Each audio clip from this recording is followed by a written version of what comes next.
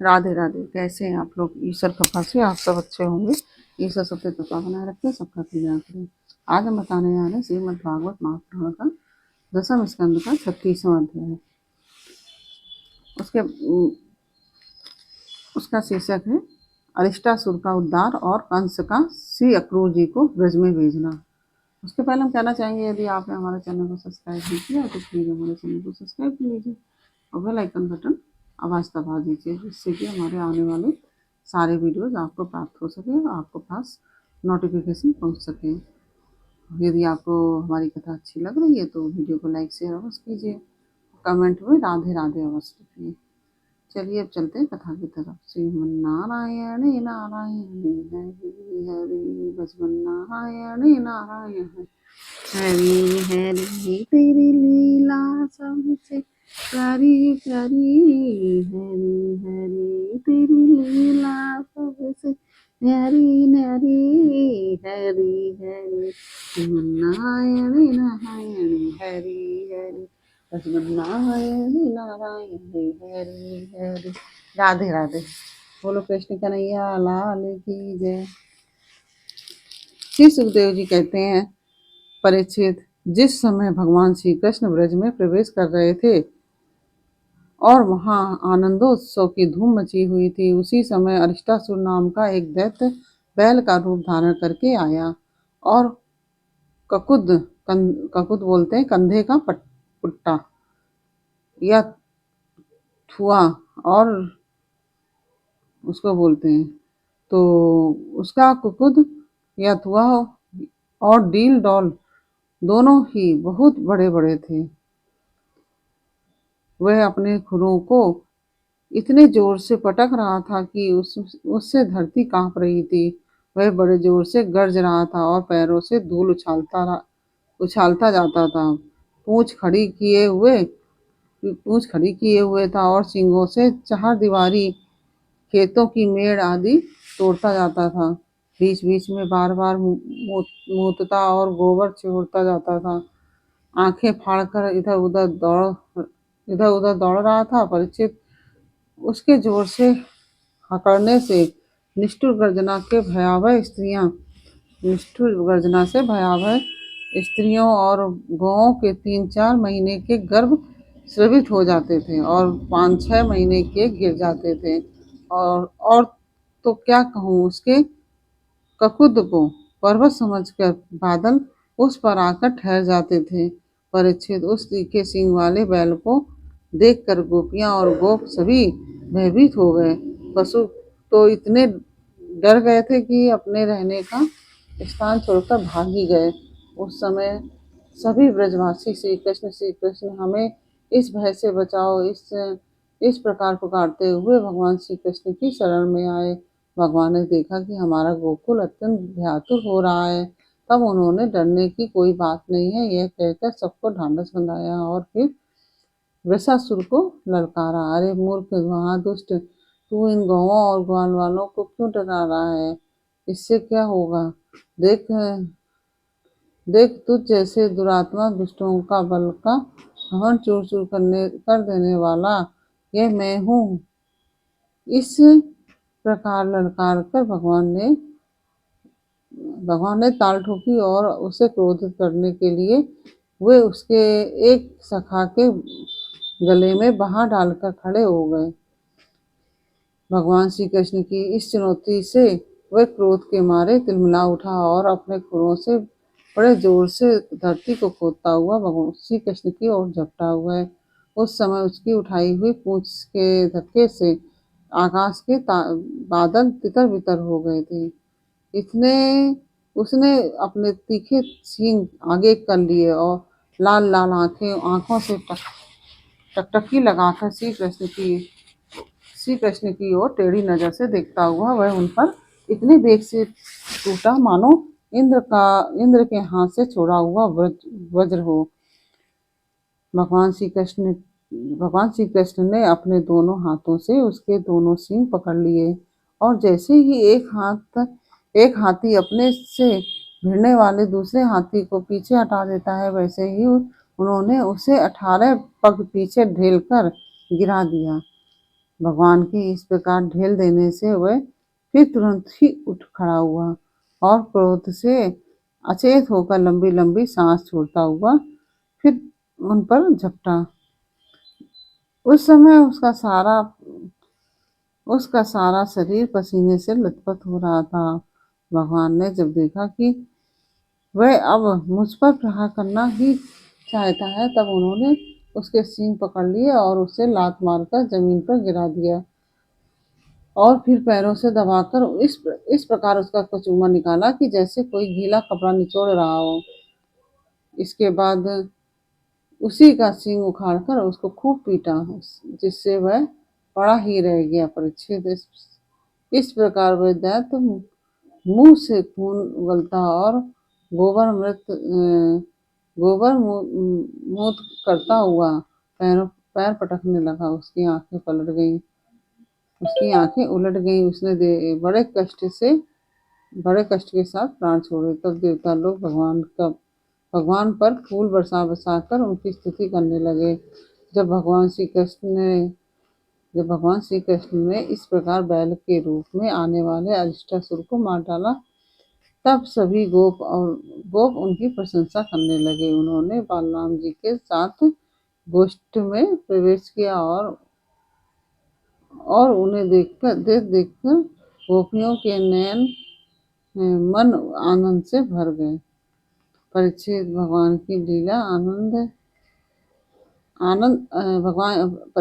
भगवान की लीला अत्यंत अद्भुत है। इधर जब उन्होंने अष्टासुर को मार डाला, तब भगवान में नारद, जो लोगों को शीघ्र से शीघ्र भगवान का दर्शन कराते रहते हैं, कंस के पास पहुंचे। उन्होंने उससे कहा, कंस, जो कन्या तुम्हारे हाथ से छूटकर आकाश में चली गई वह तो यशोदा की पुत्री थी, और ब्रज में जो श्री कृष्ण है वे देवकी के पुत्र हैं।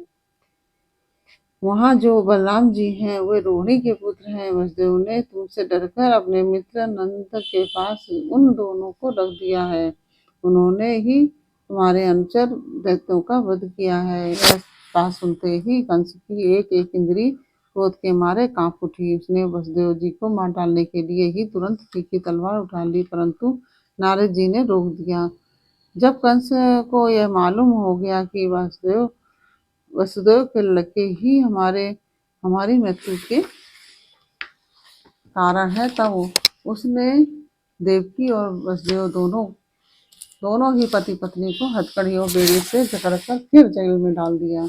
जब देवर्षि नारद चले गए, तब कंस ने केसी को बुलाया और कहा, तुम ब्रज में जाकर बलराम और कृष्ण को मार डालो। वह चला गया। इसके बाद कंस ने मुष्टिक, चारूण, सल, तोसल आदि पहलवानों, मंत्रियों और महावतों को बुलाकर कहा, वीरवर, चारूण और मुष्टिक, तुम लोग ध्यान पूर्वक मेरी बात सुनो। वसुदेव के 2 पुत्र बलराम और कृष्ण नंद के ब्रज में रहते हैं। उन्हीं के हाथ से मेरी मृत्यु बतलाई जाती है। अतः जब वे यहाँ आवे, तब तुम लोग उन्हें कुश्ती लड़ने के बहाने मार डाला। तुम उन्हें कुश्ती लड़ने और लड़ाने के बहाने मार डालना। अब तुम लोग भांति भांति के मंच बनाओ और उन्हें अखाड़े के चारों ओर गोल गोल सजा दो। उन पर बैठकर नगरवासी और देश की दूसरी प्रजा इस स्वच्छंद दंगल को देखे। महावत, तुम बड़े चतुर हो। देखो भाई, तुम दंगल के घेरे में फाटक पर ही अपने कुबलया पीठ हाथी को रखना, और जब मेरे शत्रु उधर से निकले, तब उसी के द्वारा उन्हें मरवा डालना। इसी चतुर्दशी को विधि पूर्वक धनुष यज्ञ प्रारंभ कर दो, और उसकी सफलता के लिए वरदानी भूतनाथ भैरव को बहुत से पवित्र पशुओं की बलि चढ़ाओ।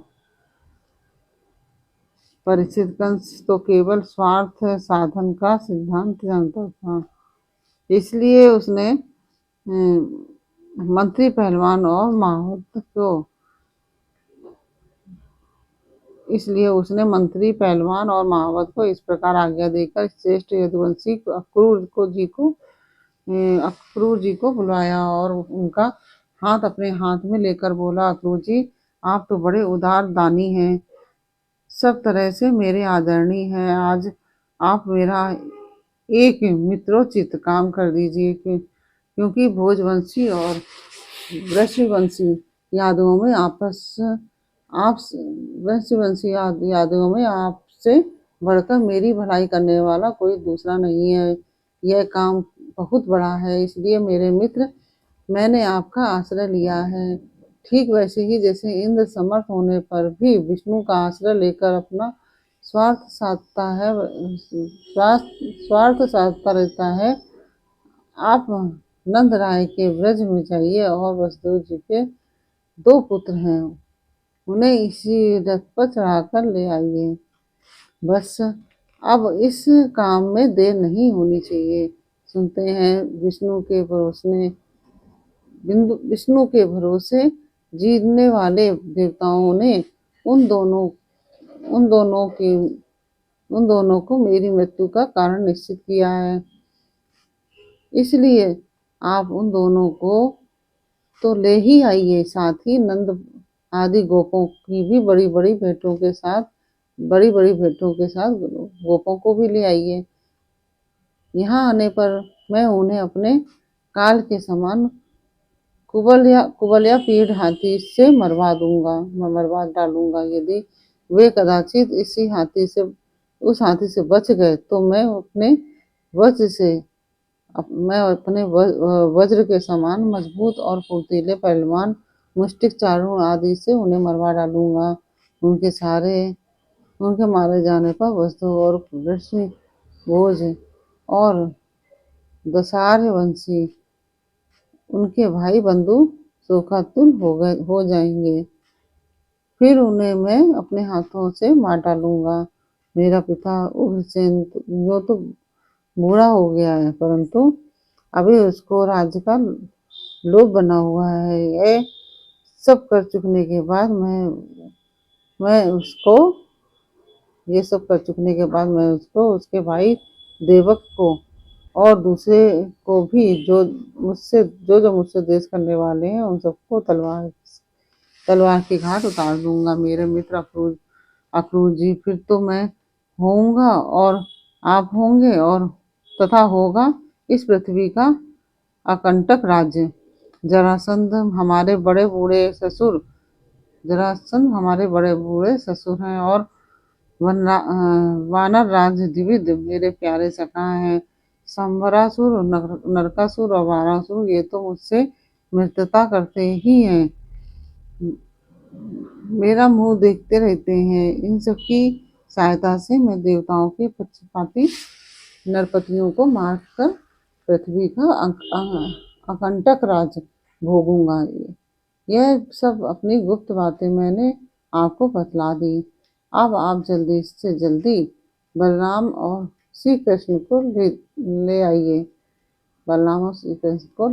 अभी तो वे बच्चे ही हैं, उनको मार डालने में क्या लगता है।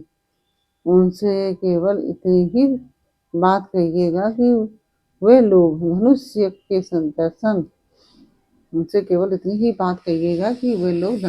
दर्शन और यदुवंशियों की राजधानी मथुरा की शोभा देखने के लिए यहाँ आ जाएं। अक्रूर जी ने कहा कि महाराज, आप अपनी मृत्यु, अपना अरिष्ट दूर करना चाहते हैं, इसलिए आपका ऐसा सोचना ठीक ही है। मनुष्य को चाहिए कि चाहे सफलता हो या असफलता दोनों के प्रति समभाव रखकर अपना काम करता जाए। फल तो प्रयत्न से नहीं, देवी प्रेरणा से मिलते हैं। मनुष्य बड़े बड़े मनोरथों के पुल बांधता रहता है, परंतु वह यह नहीं जानता कि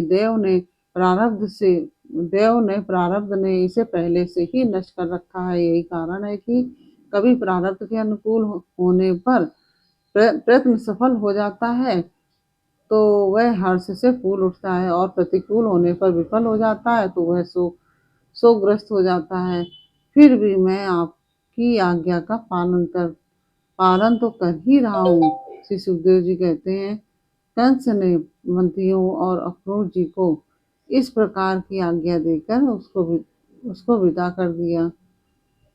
तदंतर वह अपने महल में चला गया और अक्रूर जी अपने घर लौट आए। इस प्रकार से यह 36वां अध्याय पूर्ण हुआ। और यह अध्याय आपको कैसा लगा ये हमें कमेंट बॉक्स में अवश्य बताइए। अच्छा लगा हो तो वीडियो को लाइक शेयर अवश्य कीजिए और कमेंट में राधे राधे अवश्य लिखिए। फिर मिलते हैं आपसे अगले वीडियो में अगले अध्याय के साथ। तब तक के लिए राधे राधे।